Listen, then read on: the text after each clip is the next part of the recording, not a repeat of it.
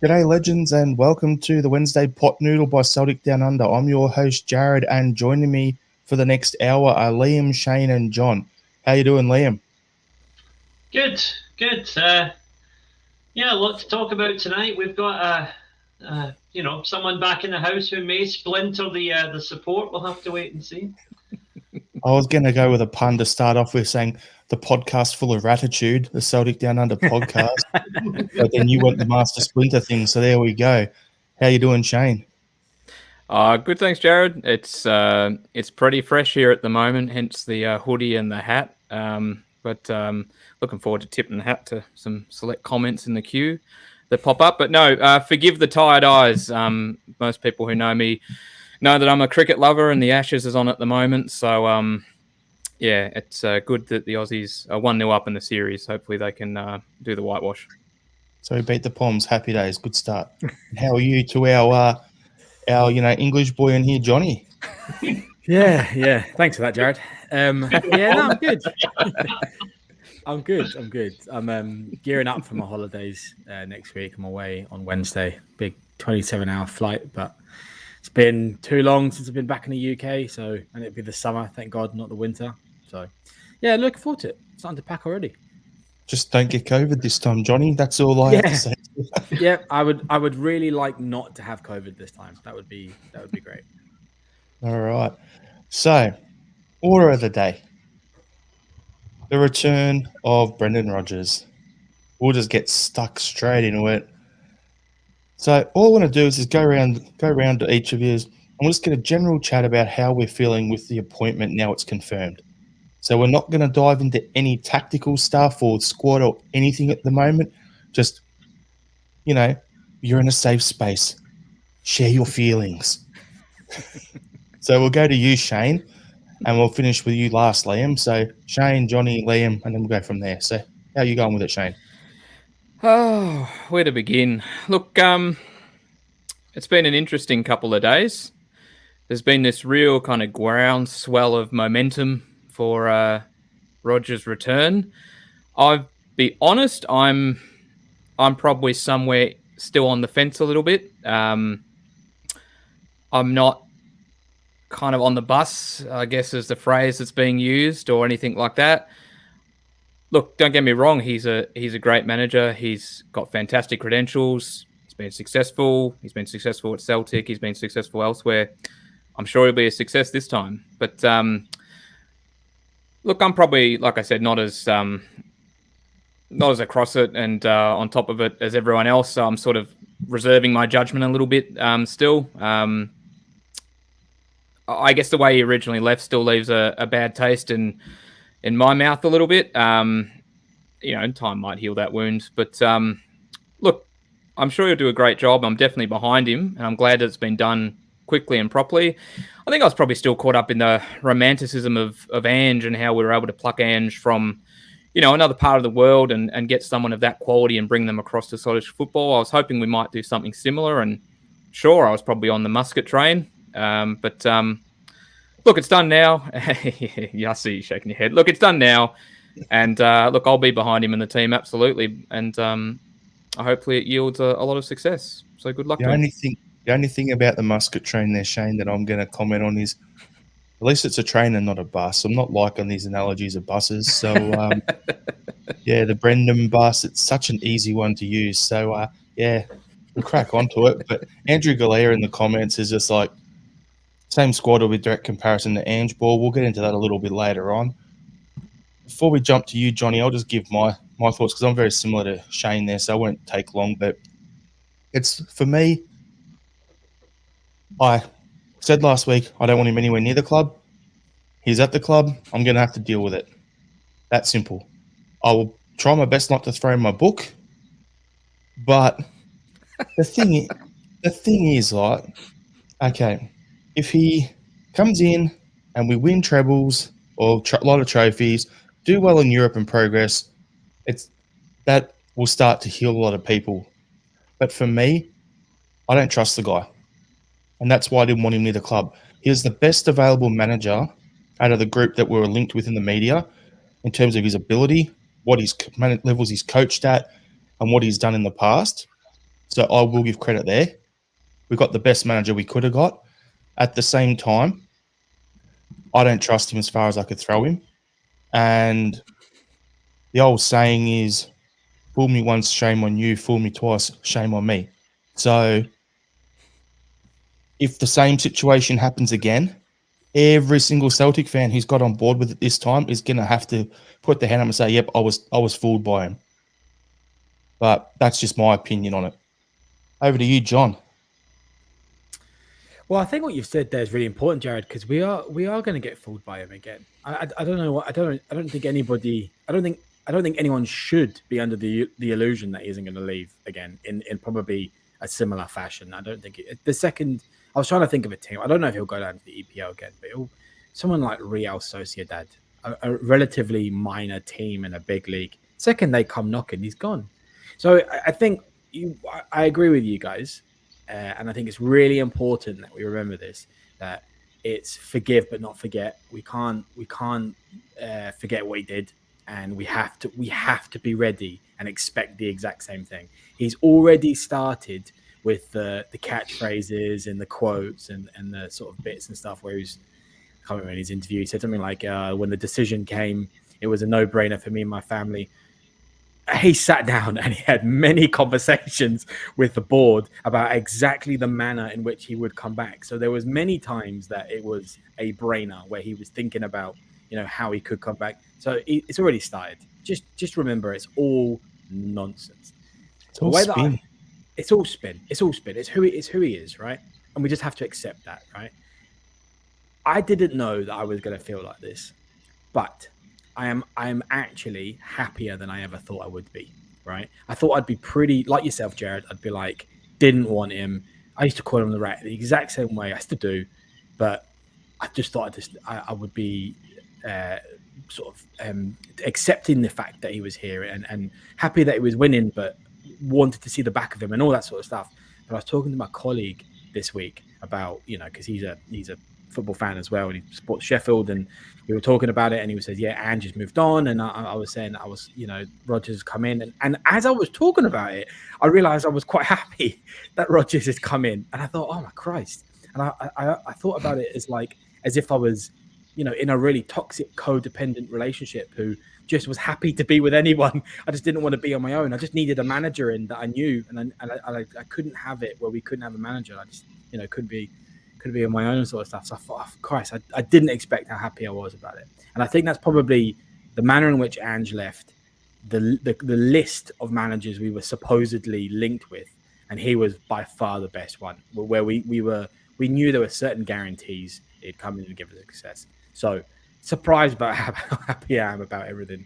But I am definitely not under the illusion that he isn't going to leave in a very similar manner. And we have to be ready for that heartbreak all over again. So, you sound like you got a mild case of Stockholm syndrome there, John. Yeah, it's exactly what it's like. Yeah, no, it's complicated, I think. Yep. I think we all probably share that. And Liam, what's your general thoughts on it? It's funny you mention that, because me and the missus were watching Stockholm Syndrome, the movie, the other night. Sorry, Beauty and the Beast. Anyway.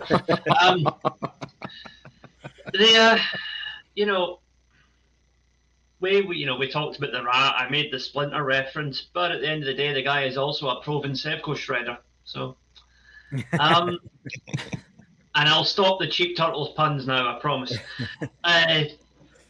I've gone from initial anger to indifference to tepid optimism. What I would say is that Brendan Rodgers could do two things in the next week that would get me right back on side. Now, he doesn't have to, because I'm nobody. He doesn't have to prove anything to me, right?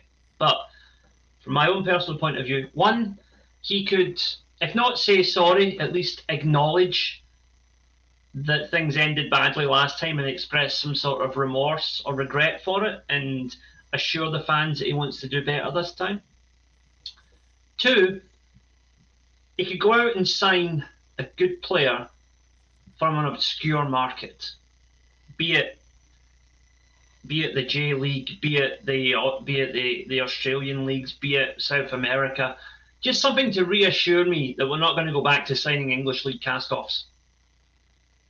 Do those two things, and I'm right back on board. That's my two biggest concerns are, one, he's going to ditch us again, which he will, as Johnny said, he will, in the fullness of time. Be prepared for that, because he will.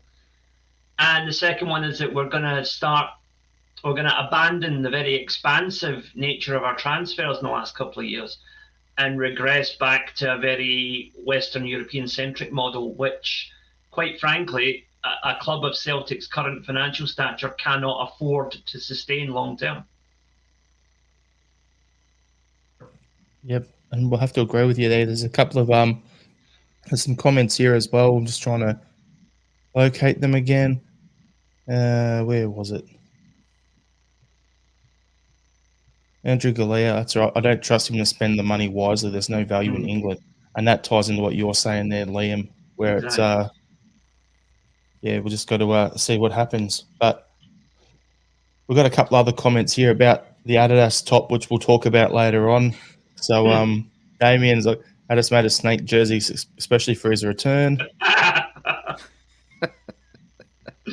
And then Mark McDonald, Adidas launched a snakeskin home kit and Rodgers returns. What are the odds? Yeah, that's probably the joke about we're talking before. Like everyone's saying it's a snakeskin. For me, I saw it as a like some of the pictures, it looks to be a turtle pattern to me. So I'm like, Teenage Mutant Ninja Turtles, as Liam said, Master Splinter because he's a rat. All ties in perfect. So it's like heroes and a half shell. And we've got to figure out what the next, the bit on the back of it is. Instead of turtle power, let's figure out something else. So whether it's Hunt Sculper or something like that could work. Get four of the Japanese boys to model it with a different coloured bandanas on. Good God. Oh, brilliant. Yeah. Yeah. So what we're going to do now, John, I'm going to throw to you. We want to compare Rodgers' team to when he departed to the team that he's inheriting now. So over to you, sir. So I thought this was, I was just thinking about this at work, and I thought this was maybe a more interesting exercise. I think a lot of people have talked about Rodgers coming in, and I just thought that we're actually not in that position. We're not. It's not a similar situation at all, right? So he's actually inheriting a much stronger team now than he did the first time. So I thought, why not compare the team that he left to the team he's inheriting to see where he could strengthen and actually see if this is actually just where he left. He's just picking up where he left off the first time, sort of thing. So from what I've read, he left on the 26th of February 2019. So on the 25th, we played Motherwell at home, and it was 4-1 to us. So I thought I'd just quickly go through the team then, the day before he left. So, rapid. Bain, Toljan, Boyata, Aya, Tierney, Bitton, Henderson, Forrest, Christie, Sinclair, and Edward. On the bench, Hendry Hayes, Ollie Burke, Gordon, Lustig, Timo Weah, and Mikey Johnson. So, the last home game that we had under Ange was, and I'll just do the first team, the team on the pitch: Hart, Johnson, Iwata, Starfelt, Taylor, O'Reilly, McGregor, Hatate, Jota, Kyogo, and Maeda. So for me personally, I think from the team that Rodgers left, there's probably two, maybe three players that will get in the team that we've got now, and that's, for me, that's probably Edward, Tierney, and maybe Christie. The very best of Christie probably gets it. I'd put Irons on. Oh, and sorry, and Aya. Yeah, so there you go. Over a water. Three or four. There you go, 3 or 4. So yeah. So what are we thinking? I think he's actually inherited a very, very strong team, as we all probably agree with, and it's actually slightly stronger than the team he left, which very much means that what we could see in the future is a much, much stronger team than Rodgers' first stint. We actually could see, just thinking about the teams that we beat under Rodgers, and for me personally, I think that the Leipzig game at home is an absolute. That's the best of Rodgers playing in Europe. So we could really see that far more often. We could actually go up against teams like Leipzig or maybe Salzburg, maybe Ajax, potentially Porto, teams like that. We can actually go, all right, maybe this is actually a fair go. Maybe this is we actually can do something here or Valencia or somebody like that. Instead of like, oh Christ, we're really going to have to, pull one out of the bag here. I think this is actually a very, very good situation we're in. But I'm interested to see what you guys think as well. I'll jump in first before we throw to you, Shane. But what I'm thinking is, for me, it's going to be one where it's a good launching pad for him. We come in, we've got a good team that's been together a couple of years, and they're ready to launch forward into Europe. Been doing it domestically, and you do a couple of targeted recruitments instead of spending 2 million here, 3 million here, doing the old Peter Lawwell game of let's bring in Marion Shved. If we bring in 3 or 4 players of the Jota, Carter Vickers sort of level of spend with the money that's apparently there, suddenly our team becomes a hell of a lot deeper because the guys who were starting are now coming off your bench, which means we're stronger in Europe, which in turn means we're stronger and we can rotate back in the league as well. So I think it's a good launching point.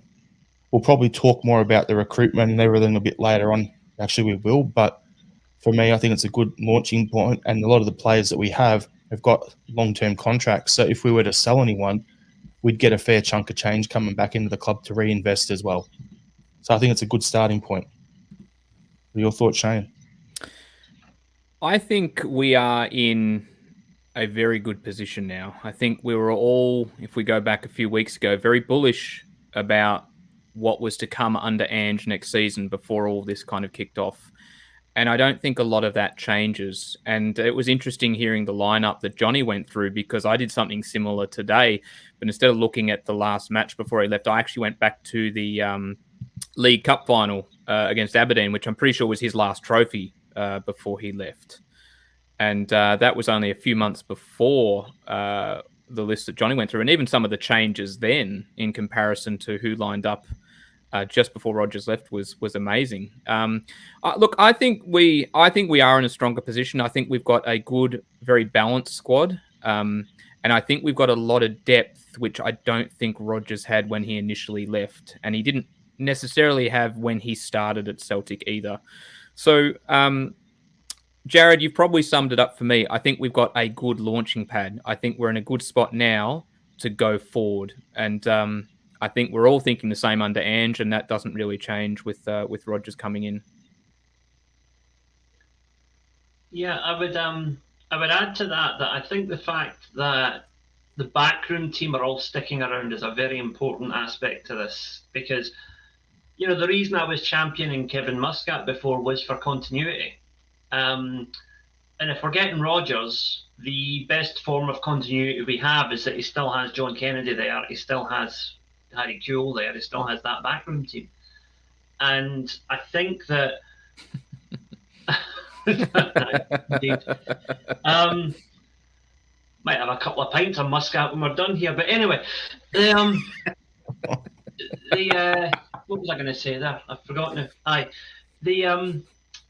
The point is that we are, we're in good shape on the park, but we're in very good shape off the park as well. There's an excellent backroom team there, and clearly Rodgers recognises the achievement there because he's been happy to keep those people on board. We know that he does have a bit of an ego, which is one of the things I don't like about him, but that ego would perhaps have told him to bring in his own men when he came in, but the fact that he's got enough confidence in Kennedy and the like to keep them around suggests to me that he likes the way things are at the moment, and initially he's probably just going to add his own flair to it without necessarily changing too much. It makes me think, Liam, that was it Mark Lawwell? Is he actually coming in as, instead of a recruitment thing, but more a director of football sort of role? Because that's what it seems like to me. Yet, and the head coach or manager leaves, you replace him. You've kept your support staff, you've kept your backroom staff, you've kept your scouting, your physios, you've got your recruitment team, you've got all your backroom stuff. The fact that Harry Kewell's staying, that as well makes me think that, all right, have we got the director of football stuff, not officially announced, but kind of thing going on at the club in terms of, one man out, one man in. Paddy Lavery does have a good comment here, which is, will John Kennedy ever step out on his own? The same can be asked about Chris Davies, Rodgers' long-time assistant, who was supposed to be stepping out on his own and going and take the Swansea job, and he's ended up joining Ange at Spurs. So it's a bit of a doozy. I think if John Kennedy was to step out on his own, he'd probably have Gavin Strachan as his assistant manager. So we'd lose a couple from there, which breaks down our continuity. But yeah, it's interesting to see how that's all playing out. Imagine if we did bring Muscat in, and the players could be the Musketeers. That's it. I'm putting you in timeout. It was work. So you're giving them the chop, so to speak. The Musketeer gets chopped. I've seen that movie. Yeah. Okay, so how do we think Celtic will line up under Rodgers? Do we think it's going to be a similar sort of lineup? Do we think he's going to go to, instead of Ange being the 4-3-3, are we going to go back to Rodgers' tried and true, where it's the 4-2-3-1? Do you reckon we're going to end up back that way? What are you thinking? We'll go to you first, Liam. No, as I said initially, I don't see that much of a change. I think what you're going to see is over the pre-season, like these 3 games that we're playing in Asia are going to be a bit of an experimentation. Don't be surprised if you see 3 completely different formations for those 3 games. I think that you can fine-tune it in the 2 J-League games, because those are 2 games that, a full-strength Celtic team is above the level of Yokohama or Gamba Osaka. But once we get to playing Wolves, that is a team where, in Europe, we'll be coming up against teams of that caliber if we're in the Europa League, for example, eventually. And that is going to be a good test. So I could see us trying out a few different things in Japan, and then maybe what you see against Wolves may well be close to the team that will start the season. And we might well have a couple of players in by then as well. What do you think, Shane? When I remember back to Rodgers' first spell in charge, the games that I kind of remember us doing really well in were when he deployed a 4-2-3-1. So you had the back 4, the 2 holding midfielders, someone playing in the 10, and then 2 wingers and 1 up top. And I think looking at the squad, and Rodgers is flexible, he can bounce between different things. But looking at the squad, I feel like we might at least start with that and see how things go. So I can see us going down that path again. I can see us having the 2 pivots. I can see him focusing on a single attacking midfielder instead of playing 2 8s, be it O'Reilly or Haksabanovic. And he obviously, likes to have a couple up top. And then obviously have the fullbacks provide the width instead of actually kind of inverting this time. So I would say I agree with Liam. I think over the course of the friendlies, we're going to see a bit of experimentation, different formations, players played in different positions to what we're familiar with. But I'd probably be thinking that we'd go a 4-2-3-1 to start the season. Before we jump over to you, John, to finish this off here, Martin Weirs asked, does Awada have a chance to progress? And strangely, the doctor is saying Awada's class will be a huge player next season. I think where that'll help with him will be if we go with the 2 6s, like we used to have Bruni and Kalmak next to each other. That will allow a spot for Awada to get more game time. But what are your thoughts, John, on how we'll line up and on the Awada situation? Do I say something controversial? I'm not sure I quite see. I'm not sure I see the hype yet in Iwata. What I really mean is, I think he has very, very good games, and I think he does the job. I don't think he has the same impact as some of the other players that are sort of. Choose your words carefully.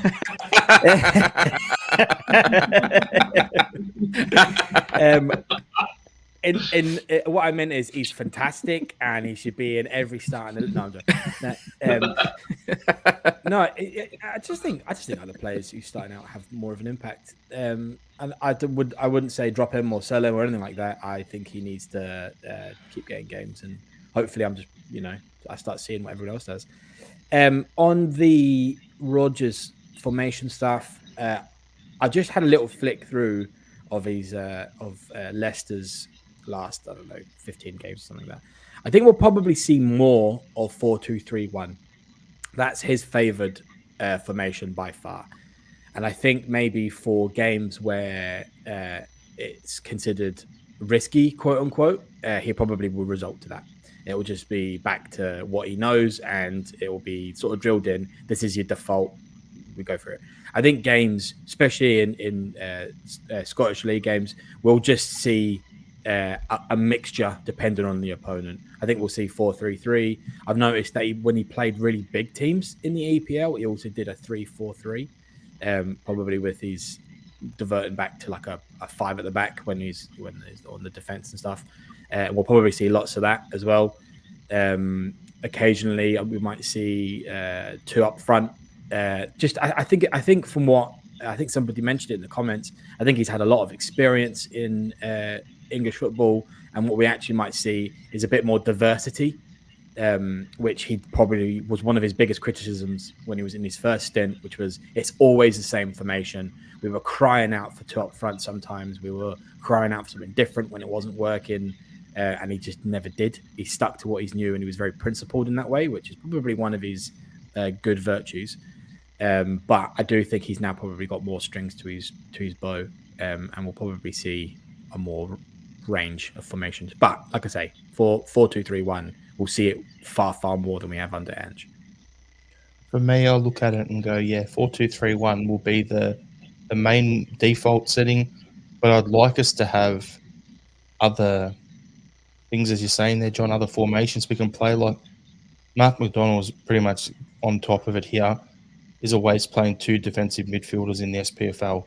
I'd like it to be the point where, okay, when we're playing in the league and say we're playing against a team that's going to give us 80+% possession, let's just go with the 4-3-3 and keep doing what we've been doing the last couple of seasons, but then still have that other one, the 4-2-3-1 in the pocket if we need it.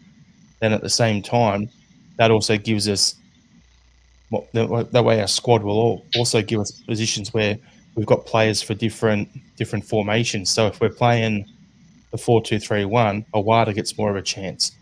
If we're playing the 4-3-3, then that means you'll see probably Hatade, if he stays, and O'Reilly getting more of a run with Kelmac. So it just means horses for courses, which is good to see. But that's where I think it is. But while we're on it, Liam, which players in the squad will suit the style of play for the Rodgers system? So rattle off 2, and then we'll just go round and add one or 2 more and just discuss a few. So over to you. Well, if we're going for the 4-3-2-1, perhaps Kyogo might drop a wee bit deeper, and we play O as that lone striker, because I think he is more of an Edward type striker than Kyogo is. So that is something we could look to possibly explore. I think that, contrary to what a lot of people are saying, I've read various reports last couple of days saying people are worried about the future of Maeda. I think Maeda will be an absolute star under Rodgers, because I think Rodgers will know how to take that speed and that pace and channel it better, make him a wee bit less of a headless chicken and a bit more focused and direct in his play. So, O and Maeda are going to be the 2 breakout stars of this team, I predict. I had Maeda down on the next topic, which is what you said, because I've grabbed the 4 most common names that I've seen as players who don't suit the Rodgers style of play from Twitter, and I've grabbed the 4 most common names there to discuss that. So it was Maeda, Ralston, Taylor, and Hart. They were the 4 that I saw the most of. But John, who do you think will suit the Rodgers system the most? Well, I guess an easy one to say the most is McGregor. I think he'll just fit back into the position he was in, the sort of the position, not in sense footballing sense, but in the sort of overall captain role and stuff when he was with Rodgers the first time. He'll suit that perfectly fine. I absolutely agree with Liam. I think I think Kyogo, O, and Maeda will suit the system very, very well. And I think on the Maeda point, I think for me, from my understanding, is having the formation 4-2-3-1 means that Maeda will have more room in front of him to run, which is really his biggest asset. One of his biggest problems on a 4-3-3 was because he was playing very, very high up in the wing position. He didn't actually have much, didn't always have much room to run in front of him. So that will be a huge plus to his game, is just beating a player and just getting away from them. And so I think Maeda is probably one of the biggest standouts for me. I think everybody else sort of suits the system. James McCarthy, absolutely. I agree. I just heard you all laughing. I thought, what did I say? I saw the comment.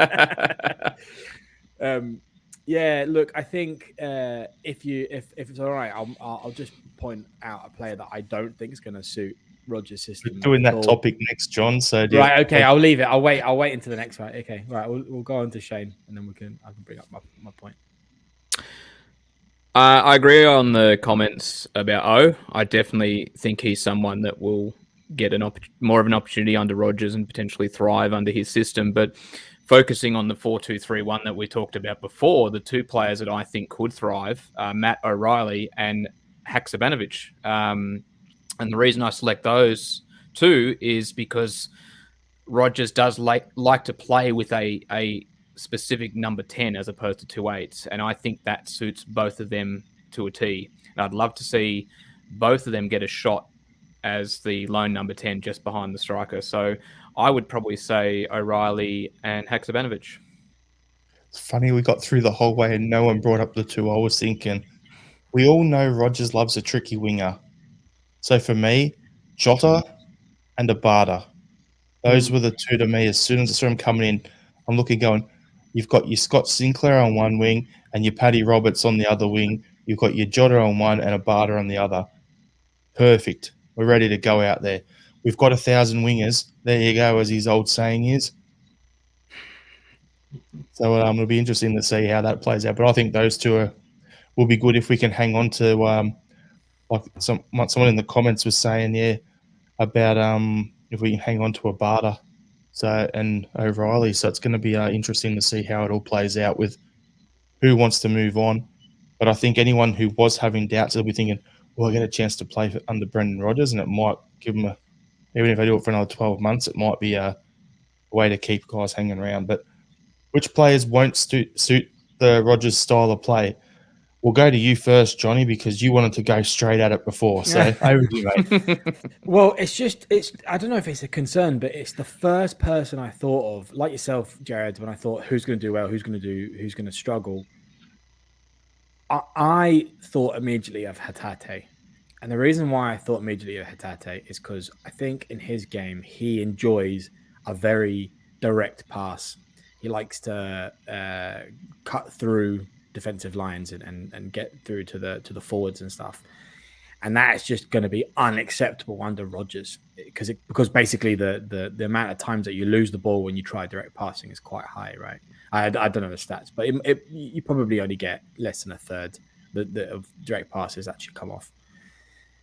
So I think with Rodgers' his possession game, I just think those types of passings are going to be completely unacceptable, and you have to pass the ball around. And I don't know, I haven't seen that in Hatate yet to be able to go, well, he's got it in that game just to, pass around and stuff and never lose the ball. He regularly loses the ball, but that's because he's always trying to risk. He's always trying to get a risky pass out, and I think that's one of his biggest assets. But I remember hearing him yell that out numerous times when he was our last manager. So I'm like, that's it, putting it in the comments. Yeah. I thought that was really weird. I thought, who's Celtic Down Under commenting on Celtic Down Under? What's going on? Yeah. So honestly, I think that's one of the players that I think might struggle. I think there's more, but he was the first that I thought. So, Liam, who's the first one that you thought? Probably more of an expert on Hatate than I am, but doesn't have to be. I think you might have a point with Hatate because I think one of Hatate or O'Reilly's got to go. I don't see Rodgers keeping both of them, especially when they're both very sellable assets at the moment. But the one that worries me, because I love the big guy, is Joe Hart. I think if Rodgers is looking at a serious tilt at Europe, he's going to want to bring in a top-class goalkeeper. Joe Hart has been a top-class goalkeeper, could still potentially be a top-class goalkeeper again, but I don't think he's the type of keeper Rodgers fancies. I could see him, hopefully he would stick around as part of the backroom team, because he'd be a fantastic presence to bring on younger goalkeepers. But I could see Joe Hart getting the chop before the new season kicks off, unfortunately. Wishful thinking, Liam, that he's going to hang around, because the talk is that he's always said that he wants to end his career back at Shrewsbury where he started off. So yeah, that's the issue. And Willie has just nailed it here as well, where he's saying Joe Hart is not suited to Rodgers' style. I think one of the big buys will be a ball-playing goalkeeper. Well, we did that when he first came in, remember? We had Craig Gordon there, and he was like, I need a ball-playing one, so he brings in Doris de Vries, who absolutely was shambolic. So as long as it's an improvement on that, that's the bar. Your Barkas is here. You got to be better than a lot. You're going to spend big cash. Hey, I used to be a goalkeeper. The wife frequently tells me off for playing with the balls too much. So I'm just saying. Just saying. Shane, your thoughts? There were two that sprang to mind initially. And I tread carefully with the swords in the background. Maeda sprang to mind, and I'm not saying that he would necessarily be out the door, but I feel like he wouldn't command the same kind of starting position or kind of importance that he has under Ange. I feel like he would be out of favour, and Rodgers would prefer to play Jota on the left and have Abada on the right, and that Maeda would effectively become a little bit of a bit part player, someone to bring on when you need out-and-out pace and attack, or to run at the fullbacks. So I was just a little bit concerned about him fitting into the style. Not that he'd go, just that he would maybe have his importance reduced. And the other one, just simply because he thrived so well under Ange, was Greg Taylor. He, prior to Ange coming along, much maligned figure. He did so well at inverting as a left back. He's become one of our most important players. I just worry that when we go back to Rodgers' style, if he does go back to the style of having the fullbacks actually play as traditional fullbacks and provide width and stay wide, that maybe he won't be as effective. So they're the two that immediately sprang to mind. Joe Hart was the third, but you've already covered that one off. Yeah, for me it was Taylor for exactly what you've said there, Shane, and for the exact same reason was Ralston. Ralston didn't really get a show in, much of an effort, a chance in at all when he was under Rodgers last time, and he seemed quality in terms of, with the inverting and tucking in. I look out right, I see, Alistair Johnson. If we got to revert back to normal wingers with width, he's good to go straight away.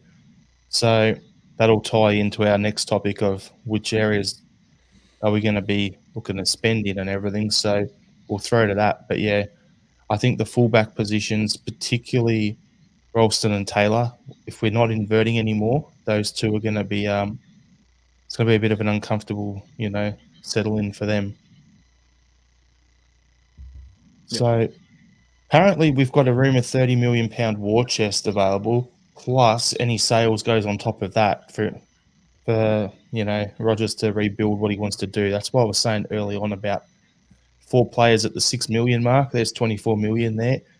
You get 5 at that level, and then if you sell a few others as well, then you're getting a bit of things. So for me, how many new signings do you think we're going to be bringing in? For me, I think it'll be 5 quality guys.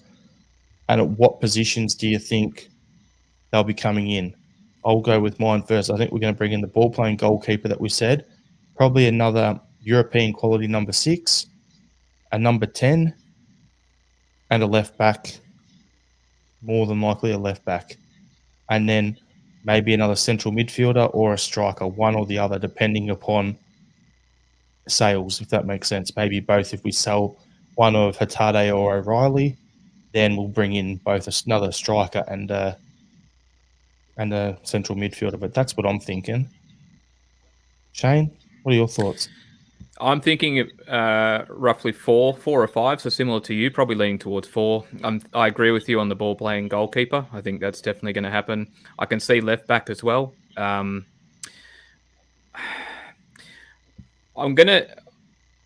count Odin home, who we're linked with, because that deal sounds like it's effectively done, coming in as that number 6.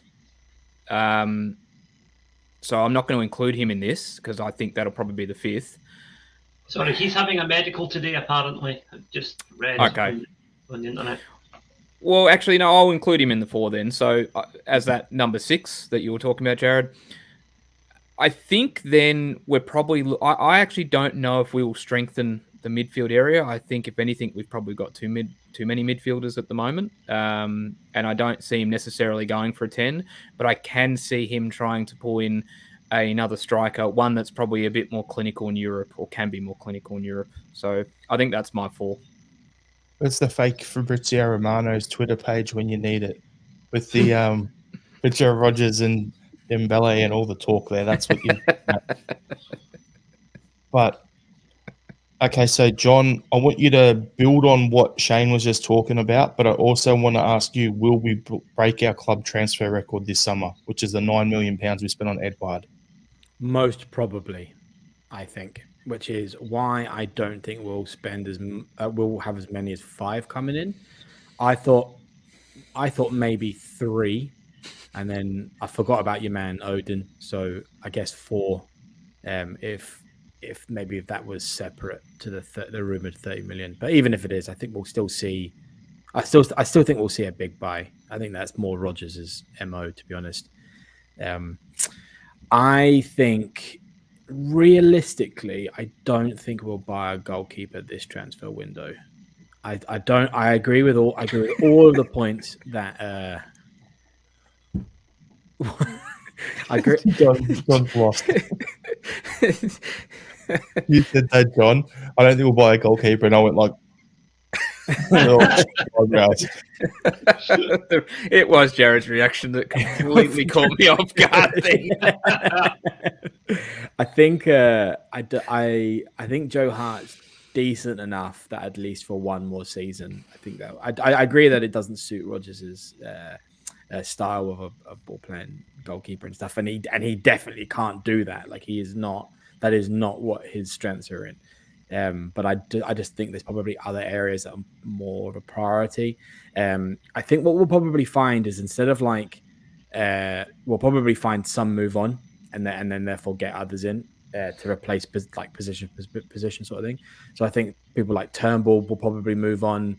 Maybe Abada, Forrest might move on, Barnaby might move on. So I'm thinking potentially another centre back, more of the Julian type style. I think that's probably more what we'll see, and we'll have a CCV and a Julian-esque type pairing there. I think we'll see Taylor probably moving into that more league role where he plays domestic games rather than European games. I still think we need a maybe not a Tierney type. That's never going to happen, but getting close to that. And then like Barnaby, I think that's his time up. I don't think he'll get a chance under Rodgers. Forrest might move on, Abada might move on, so we might see another winger come in. But yeah, and I think maybe obviously Odin coming in as our midfield. I don't think we'll buy any strikers or anything like that. So yeah, maybe 3/4 coming in, and I do think we'll probably spend 10 million or ish on one, or at least one of them. So there's actually not, when you think about it like that, there's not heaps in the budget. Even though it's 30 million, it's not a lot to replace what we need. I actually just want to jump on that. Where you said about Hart, the reason I reacted the way I did was I think the Which I perfect didn't see because I was in my other little computer tabs. So I was like, what's going on? the reason I reacted is because of how quickly he signed De Vries last time, and also with all the talk of Angus Gunn wanting to potentially move from Norwich, and with him being a ball playing goalkeeper who's 6'5", who's decent at like stopping shots as well. That's a fair rumor we could potentially get in if it's a Scottish player as well. It might help us. I don't think it'll help us in Europe with the quotas, but still, I think he could potentially be a realistic option between the sticks for us. I'll bring up a couple of comments here. So Andrew Galea is spending 9 million in England is equivalent to 2 million in Japan. There's no value. Could we buy back the Dembélés? Or for a laugh here, Jordan Larson, wait for it to start. Yeah. Mark McDonald, will the lesser seen Seagrass get a chance? I rate Seagrass, but I think there's a fair chance he's going to try and angle for a move to an A-League club down here if he doesn't break in as the first stringer at Celtic, because his missus is over here. He was on radio the other day holding a snake and having a full panic attack. What sort of snake? You guys figure it out. And, yeah, there's OnlyFans for that and stuff. But yeah, it's yeah, it was Jesus. trying to get that through to the keeper. But yeah, we'll yeah, I don't know if Seagrass is the answer. I think we'll probably replace someone there, but yeah, we'll go to you, Liam. So off the back of what Johnny was saying, will we break the transfer record? And how will these new signings that we bring in, the ones we're going to spend a bit of cash on, how will they affect the club's wage structure?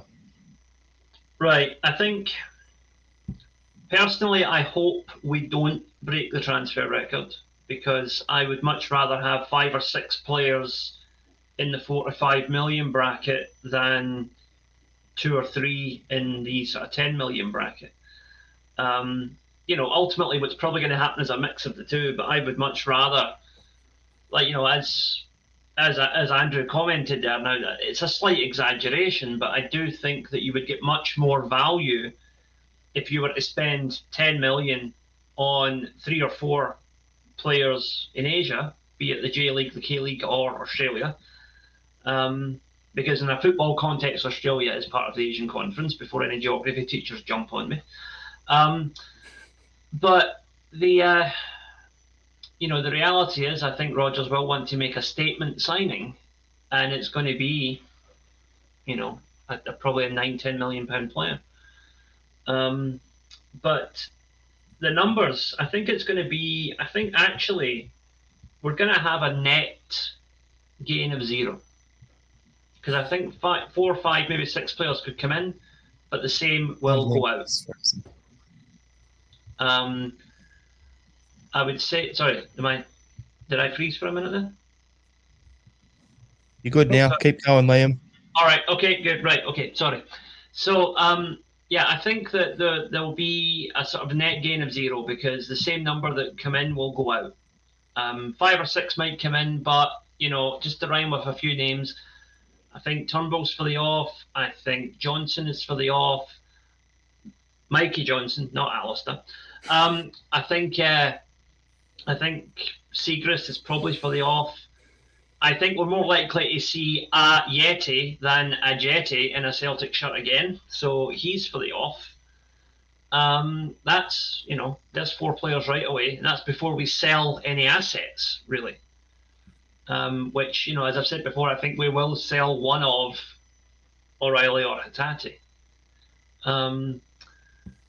And if we got offered funny money for Kyogo, he could be off as well. I bloody hope not, but he could be. But then, reinvest that money, and also the money it frees up on the wage bill, we can bring in the same number of... I think it's going to be a case of incrementally levelling up the squad. Each player that goes out is going to be replaced by somebody better, hopefully. Case in point, Juranovic out, Alistair Johnson in. Yeah, that's the classic example. If we can do that across, 7 or 8 players in our squad will be in a very, very good place. So we'll wait and see. But yeah, I think there will be that one big marquee signing. I've no idea what position it will be, but I think the most likely candidate is either a goalkeeper or a CCV style centre back. So since you touched on it there, Liam, we're going to jump ahead a topic. Was which players will have to leave to balance the books and clear out the wage bill? Now, you've touched on the Yeti and a few others. John, anyone you want to add to what Liam just said? Oh, look, there's quite a few, to be honest. That we've got some. We happens to us a few times. A bit of Deadwood, Barkas needs to go. He's already gone. So he's already gone. So you're right. Sorrow. I don't know if Sorrow's gone. No, he's Probably alone. people like Urigidi still in and around. Kenny Shaw. Liam just Shaw. looking down- Look at the list sort of there. Look, there's quite a few that I think just we bought. Nobody really understood why it was. Who knows? Sort of, probably a Desmond buy. What about this bloke again? James McCarthy. Yeah. No, all of it. Yeah, all of that's the type of players. Like we know exactly who is just not going to cut it. They're not even reservists. So and they probably have a decent wage bill, decent weekly wage. So we just need to get them gone. Probably. And I know you talk about Seagrass. Seagrass probably needs to go and definitely Hazard as well. They're just not cutting it. So yeah, definitely starting afresh, and we've got a lot that we can lose. But it's difficult to do, of course. If you've not got a player that we don't want to play, who's going to buy them? So you just got to wait for the contracts to run down. It's a tough thing to do. Anyone you want to add to the mix, Shane? No, I think Johnny covered off most of the names that I had. The only thing you'd add in there is potentially a couple of the players we mentioned in the previous topic, ones who might not fit into the system, like Joe Hart and so forth. Maybe if they move on, obviously that'll free up some wages. But no, I think looking at it, I think most of the decisions in terms of who moves on and who doesn't, they're pretty clear cut this time. I don't think there's going to be too many surprises. Yeah. The only things I would want to add quickly is probably I would give Scales and Montgomery a go. Yep, I think they're probably the only ones. For me as well, I look at it and go, it's all the obvious candidates that we've spoken about. I want to see, and then after that, it's going to be, as Liam was saying, incremental gains and that. So one out, one in sort of thing, and slight gradual improvement in that position every time. But the other thing is I don't want Bernabé to go anywhere. Like I think he will suit Rodgers' system, but I don't know what position he will suit it at. Will he suit it at left back, playing as a wide actual left back instead of an inverted left back? Or will he suit it backing up Jota as a left winger and then we bring in a left back behind him? I think he will suit the system. It's just a matter of which position and we get him into, but I still think there's a player there. Yeah, fair. Agreed. Now, we're going to start wrapping up the pod a little bit, so we'll try and get about 5 more minutes, and then we'll be on our bike, basically. But I want to ask you guys, will Rodgers be able to resurrect the career of any of our current squad? Mentioned Yeti, Sorrow, Mikey Johnson, any of those sort of guys. What do you think, Shane? I had to think about this, and I think you can put Bernabé in that category, but I'm going a little bit maybe left field. I actually think someone who we've long considered being on the way out in David Turnbull actually might get another go under Rodgers. I think the reason he really struggled with Ange's system was pretty much that. He wasn't as athletic, he wasn't as combative as Ange needed him to be. He wasn't as quick as Ange needed to be. And, he had a few other players like Moy come in and jump ahead of him. But he's still young. He's only 23. He's a quality player. He's a good on the ball. He's good at passing. And he's going to suit Rodgers' less chaotic, less swashbuckling, more pragmatic style. So I actually think David Turnbull gets another go with Rodgers coming in. Makes sense because he does like to play a 10-2, which means Turnbull will play more in his natural position. So that could work. What do you think, Liam? It's an interesting question. It depends on whether or not you think the guy is not making it at the moment. But I think the jury's out on Kobayashi. But I think he's one that could find his feet under Rodgers, because he's one of those young players, looks a bit nervous, lacking a bit of physicality, a bit of confidence. I think it's the sort of guy Brendan Rodgers likes to work with and likes to take on and improve. Could become something of a pet project for the new manager. And I think, Kobayashi would be my prediction. I agree with you on that, Liam, because to me, I was thinking about it.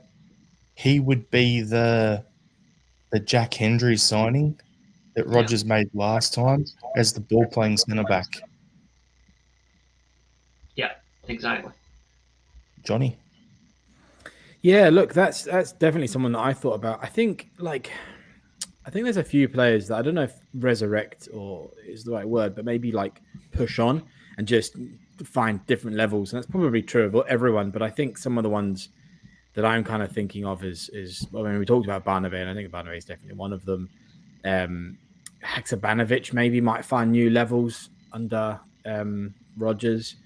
I think Maeda might find new levels. We might see a different James Forrest as well. Do you know what I mean? Those are the types of players that I think maybe not necessarily done poorly, but they might find that they get a whole new level altogether. And I do think there'll be general improvements. Like we might even find Kyogo finds an entirely different level with a different system, sort of thing. That's sort of, with a bit like you're saying, Jared, before, with a bit of space and more time. So yeah, I think there's lots of players that are sort of, you can definitely tell they should be doing better, but they're still doing pretty decent. So we might see vast improvements there. Kobayashi is a very good shout. One I want to touch on, and it's the same things you just said there, John. It's not a resurrection sort of thing, but it's improvement. Is our centre backs under Ange were get the ball, one touch, move it on, one touch, move it on, one touch, move it on, sort of thing. When Brendan likes the guys to control it, see the pass, make the pass, recycle it. If Jose Simonovic can play under Brendan as a left-sided centre back and be passable the majority of the time, then I could see Cole Starfelt going to another level. Yeah. Yep. Yeah. I'll put my mask on now. Starfelt player of the season next year. There it is. Stupid call. Doing it just for shits and giggles. There it is. Don't put your mask on the internet, mate. That's how you get in trouble. That's behind the paywall, Liam. OnlyFans. All right. So before we wrap this up here, will we see any former Leicester players end up at Celtic Park? Now, the talk is of Ndidi as a defensive midfielder coming in. There's also talk of a centre-back. I can't remember which one, is a free agent. Amadi, I think it was. Yeah, that's the one. And then there's talk of Jamie Vardy coming up to be our backup striker. Do you think we'll sign any Leicester players? No, I don't think so. No. Oh no, I think there's definitely players in Leicester's team. I think there's decent players there, but I'll take Maddison in a heartbeat, but it's not going to happen. Yeah, he's off to Tottenham, I reckon. Yeah, it's just I think the players at Leicester are probably on far more than we can offer. I think the Championship is still a very, very, very good standard of football. And I don't think many will be that gutted that they're playing in the Championship. Maybe after a few games, but yeah, no, I just don't think. I think Leicester's probably out of our reach at the moment. I'll counter that with the same thing I said last night. What would you rather have, 22 Kyogos or one Harry Maguire? Oh, yeah. Depends how big their heads are, Liam. Well,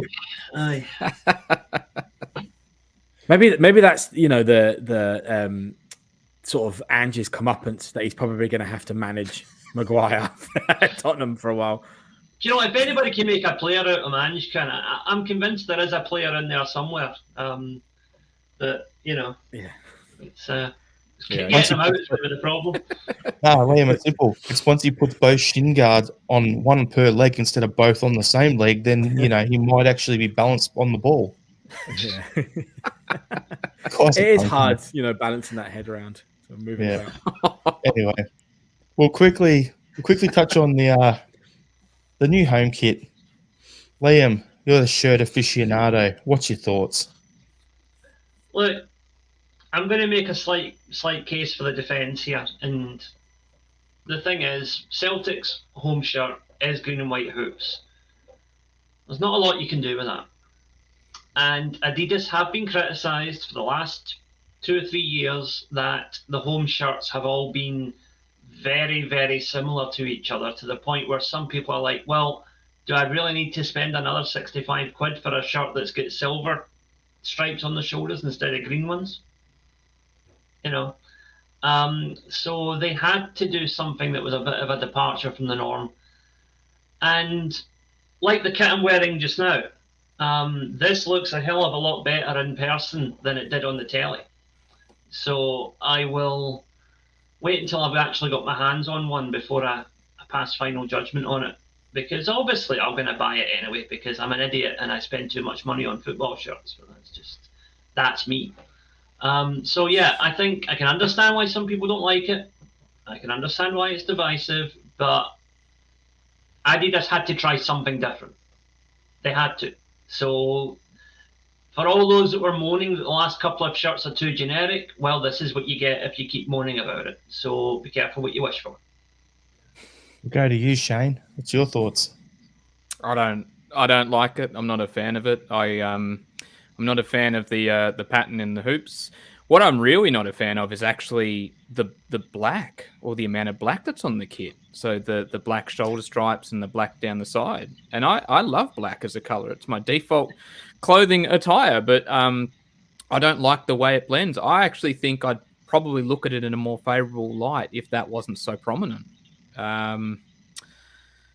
Yeah, just not a fan, really. I agree with what Liam's saying about, there's not a lot of flexibility with doing the green and white hoops, and that you need to experiment. But I guess I'd counter that in two ways.